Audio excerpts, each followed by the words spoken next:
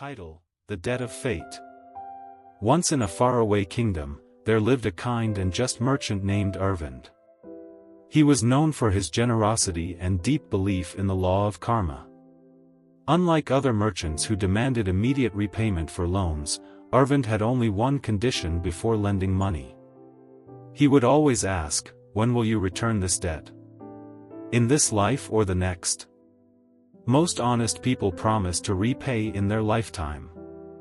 However, some dishonest ones, thinking they could escape their debts, laughed and said, "I will repay in my next life." They believed they had tricked Arvind and walked away with the money. Word of Arvind's generosity spread, and many people came to him for loans. One day, a cunning gambler named Vikram heard about this. Greedy and deep in debt, he devised a plan. He approached Arvind and requested a large sum of gold. When asked the usual question, Vikram smirked and replied, "In my next life." Arvind's bookkeeper recorded the response, and the merchant handed over the gold without hesitation. Vikram walked away, thinking himself clever. That night, Vikram decided he wanted more. He sneaked into Arvind's home, determined to steal from the merchant's safe. However, as he hid in the courtyard, waiting for the lights to go out, he overheard a conversation that made his blood run cold. Two oxen, tied near the barn, were speaking to each other.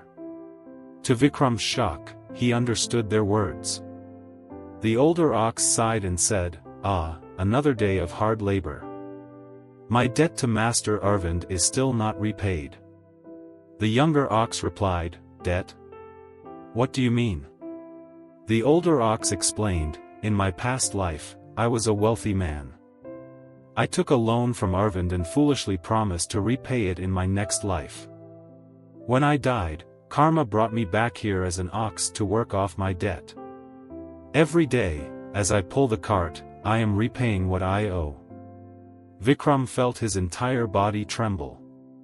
He looked at the ox in horror, realizing that karma was real and no one could escape its grasp.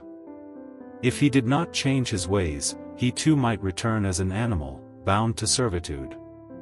Filled with fear and remorse, Vikram abandoned his plan and ran back to Arvind's house the next morning.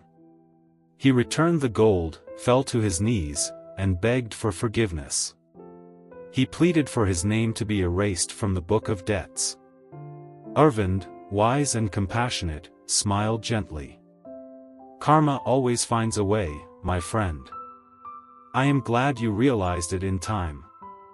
Live with honesty, and you shall never fear the next life." From that day onward, Vikram changed his ways. He worked hard and lived righteously. He never gambled again and helped others instead. He knew that what he gave to the world would return to him.